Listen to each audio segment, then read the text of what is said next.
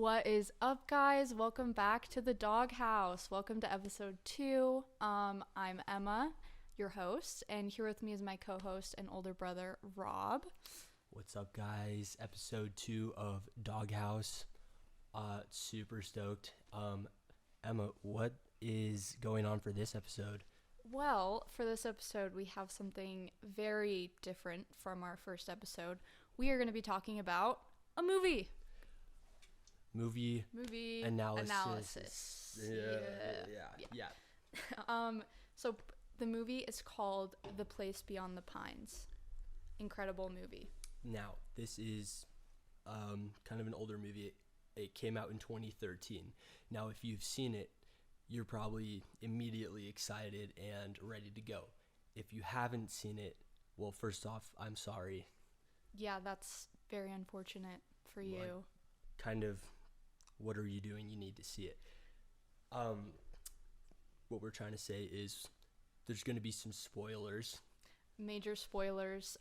We're going to be talking about the plot points because we want to make this more about analysis and less like a summary, but we're still going to be giving a lot of context. Yeah. And so there will be spoilers.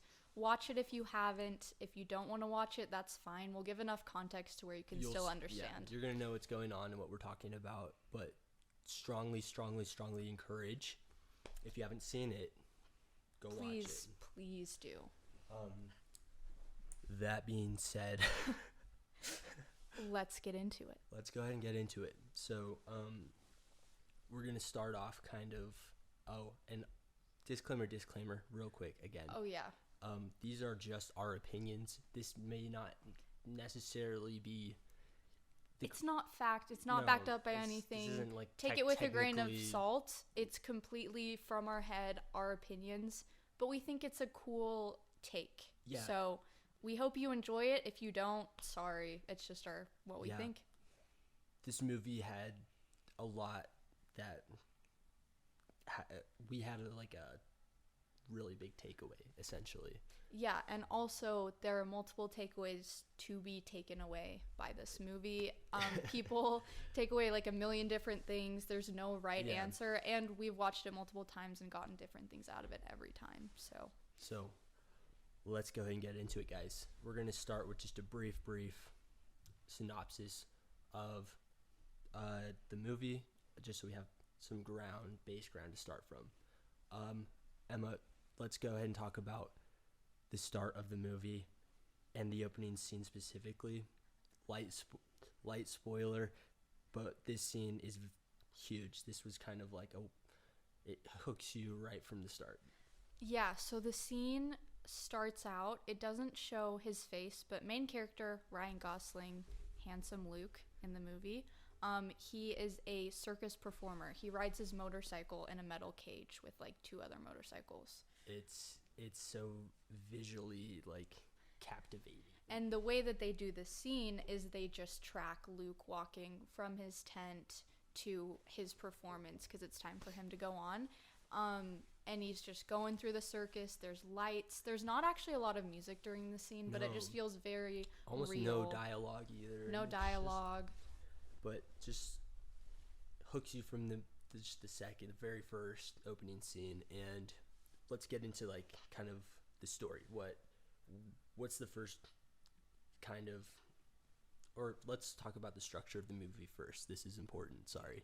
Yeah, so the movie is structured in 3 kind of very distinct acts, kind of focusing on 3 different characters, and it's all in chronological order and connects together. But there's 3 separate parts, and the first one is Luke's kind of backstory. Right, Ryan Gosling's backstory. So you have the circus performer. He's motorcycle, definitely the bad boy, so to speak, character, if you will. Very edgy. Yeah, super edgy. And you don't know much about him. You just know he's definitely the bad boy, edgy boy, whatever. So it follows him performing at the circus and then finding out he has an unknown son. Yeah, so this woman approaches him at the circus, and we find out that it's a fling that he had, and he has a son that he doesn't know about. Um, Turns in, we're going to speed it up here. It Yeah. turns into him robbing banks to try and support this son that he didn't know he had, because he felt it was his responsibility as the father, and through some misguided, sense of values, he started robbing banks. Ended up getting shot and killed by the police. Now, the police killing is important here because that's what transitions into Act 2, if you will, this kind of second block of the movie. It's very much like a play, 3 acts. So the police officer that killed Luke, Ryan Gosling, after he was robbing banks was Bradley Cooper. Well, that's the actor. I forget his name, but he Alex Avery Cross. Yeah, sorry, that is actually important. So Avery Cross. Now we're following his storyline, kind of how that event affected him and his career, and just his whole life. And then it turns into the third act, which is next generation of those 2 men. So it's really cool to see those connections throughout the movie. Yeah, and that's kind of like a major theme throughout the rest of the movie, is like that opening act and that shooting, the killing, and how those 2 characters and the next generation of their family, specifically their sons, are affected by that whole sort of series of events. Yeah, so that's a theme that we're not going to focus heavily on this video, but we did want to bring it up because it's super important just to understand throughout the movie, is that like very little actions, or not little actions, but every action has an effect way down the line, like generationally, and it's very cool to see in this movie. They paint a very beautiful, clear picture of that. Yeah, there's a lot of paralleling scenes from Act 1 and 3 where you can kind of see just how like Luke, and how reckless he was, and how he was robbing banks like he had nothing to lose, and how it was all for his son, and then his son in the final and third act was ultimately affected, and his life was sort of determined by that. Yeah, his life and the way that just the series of events fell, and how some of the things he had to do just paralleled his father in kind of a downward spiral, and how fast things can progress. So let's wrap up. How does the movie kind of end? We have Ryan Gosling robbing banks. He gets killed by Bradley Cooper, who's a police. Gets caught up in some police corruption. Has some family problems.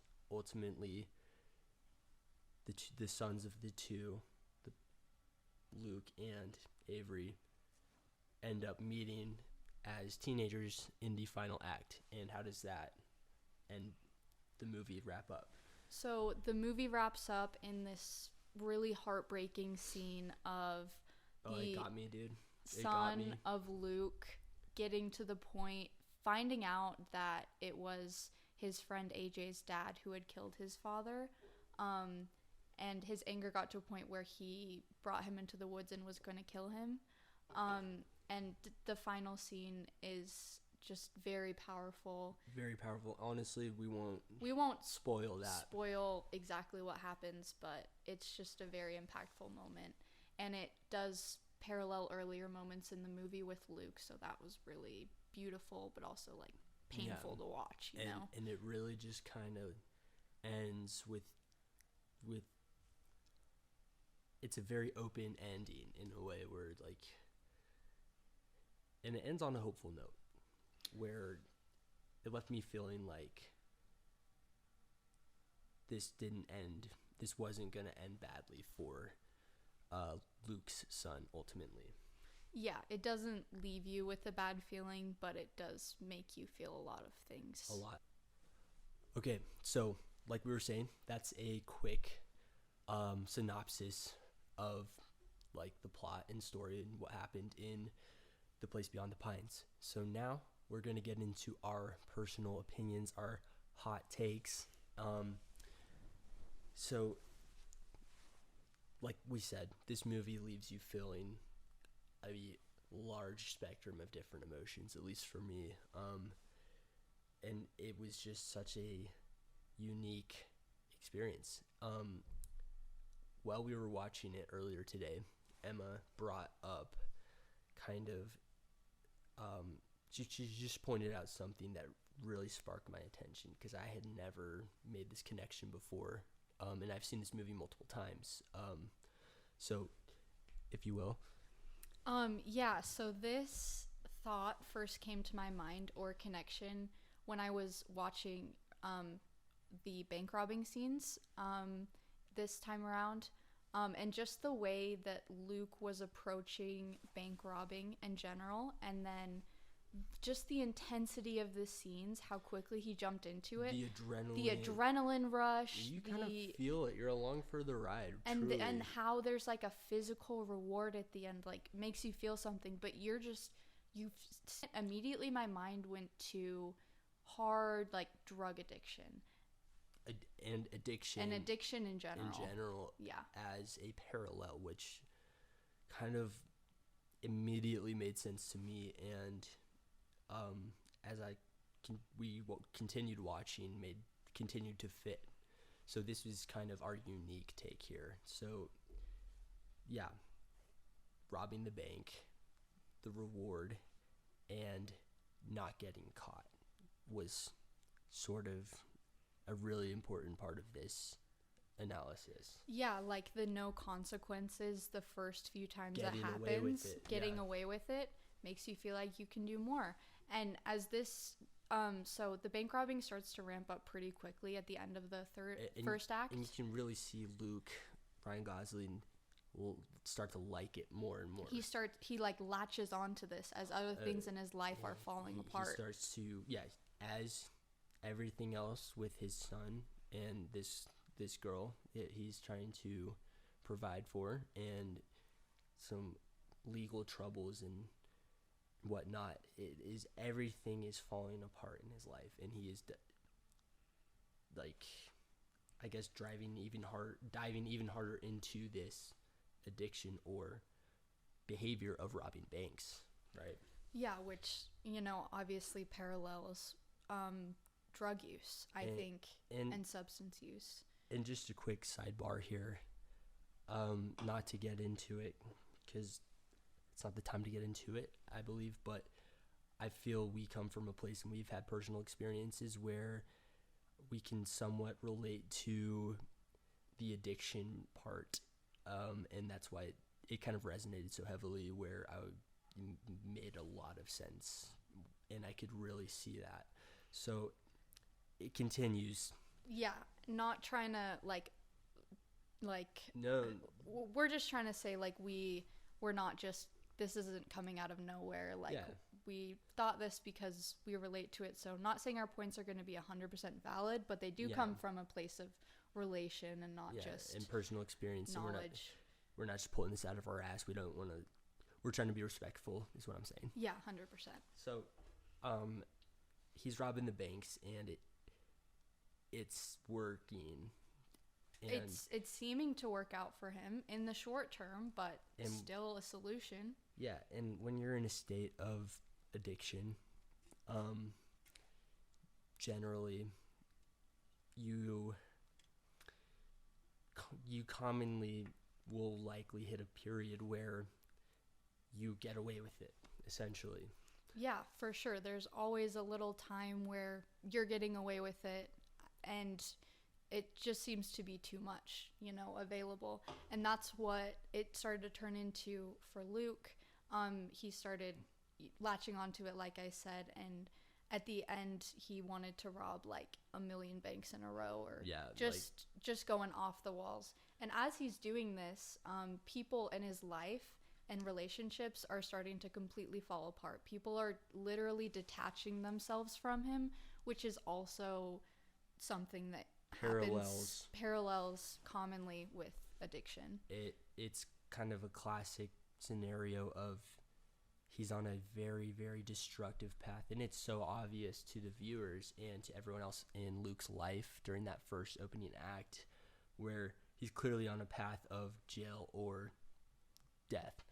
And yeah, the consequences are so heavy, and they're kind of like just obvious and very obvious, it seems, in the situation, but just the clouded mind, the tunnel vision, you know? Yeah, and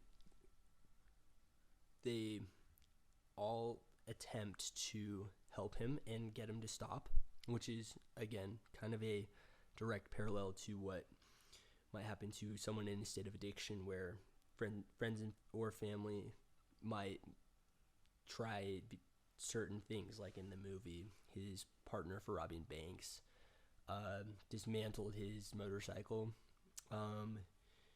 This girl was very emotionally cold and made it very clear that she was done, I guess. Not to go too far off the rails here, but what I'm trying to say is basically, yeah, so everything in his life is falling apart, and he is just clinging harder and harder to this, falling deeper and deeper. And at the end of the first act, he just ends up alone, and he ends up in a, like, foot away from a police chase. His motorcycle has a flat back tire. It's insane, and it's so stressful, and during that scene you're just so tense. Yeah. And you can feel I was how sweating. Yeah. You can just feel the tension in the moment. And I think the most important thing about this scene is that he keeps fighting until the very end. The very last. The very, very end. And I think that's the saddest thing about addiction, is it can get to that point where you just won't give up. You keep... No, honestly, like, the last robbery, that's what we were talking about. Yeah. Yeah, exactly. Everything went wrong during that last robbery, and at that point, everyone in his life had to jump ship, abandoned him, because they could see where he was going. He was so blind and caught up in his behavior or addiction, where basically it was his downfall, and everything goes wrong during this last and final run. What I was saying was, when you're in a state of addiction and you're really far down the rabbit hole, like Luke was in that final bank robbery, you can justify, and you are blinded by every obvious warning sign, red flag, screaming that it's gonna end bad. Yeah, every decision that Luke makes during this last scene is so stressful to watch, because it's just wrong decision after wrong decision. He is scrambling. He is using people as like a human shield from the police. Yeah, it gets really hard to watch. But you know, addiction is hard to watch in someone, so that was just really powerful. And yeah, and that's really kind of what spoke to us. And I was like, it was kind of like a spark when Emma mentioned the drug addiction kind of analysis. So we also wanted to talk about how the drug addiction metaphor doesn't just apply to the first act. It kind of follows throughout the whole movie. In the second act, with this police officer, Avery Cross. He's not robbing banks, obviously, but he is falling deep into this pit of police, like, corruption. Right. Exactly.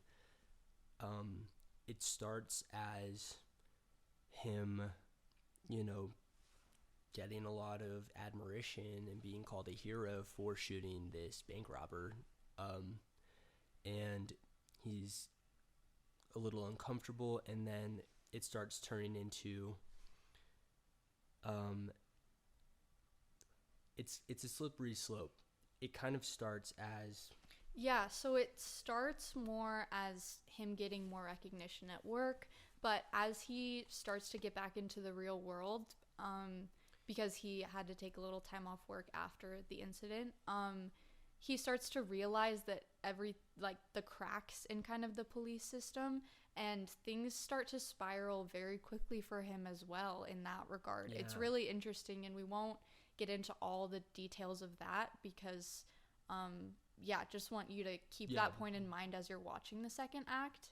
Yeah, but basically it involves him owing multiple members of the department favors, or they expect him to not say anything when there's corruption within the department, stuff that he's very visibly uncomfortable with, and it kind of shows how behaviorally it parallels addiction as well, when sort of like it starts so small. You get exchange of favors, no one has to know. It starts very small, and then because you didn't get caught, because no one knows, and we're all in on it, and it's like And there's a reward. the reward and the culture. And yeah, culture is a big part of the second act. And I think it ties together really well through the end of the second act and the rest of the movie as well, because Avery Cross gets to a point where he doesn't want to be involved in this corruption anymore, but it still sort of follows him, Right, and it traps him, and it follows him through the end of the movie, which is a long period of time. And so it can show how much it just weighs on a person so much, and can have an impact on their everything. And that was just such a big standout parallel sort of thing we saw throughout the movie. Yeah, not only impacting him, but I'm just thinking about how much that also impacted his son's upbringing and actions in the last act of the movie.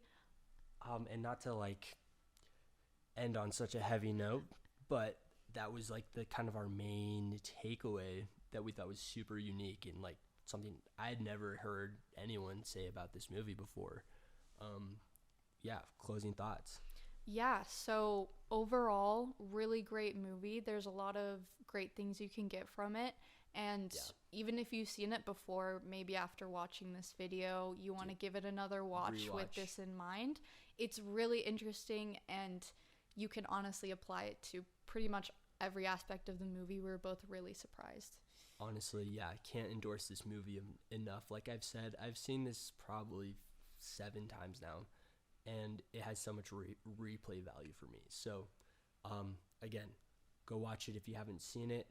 And so kind of gonna wrap it here, guys, for this episode. Yeah, thank you guys so much for tuning in to our second full episode. We really appreciate it. The Doghouse Podcast. Super appreciate it. Again, if you like what you saw or heard, or maybe us even, stay tuned. More to come. New episodes every Thursday. We decided that recently. So every Thursday, new episodes on Spotify and YouTube for now. Go ahead and follow us on TikTok and Instagram. See you in the next one. See ya.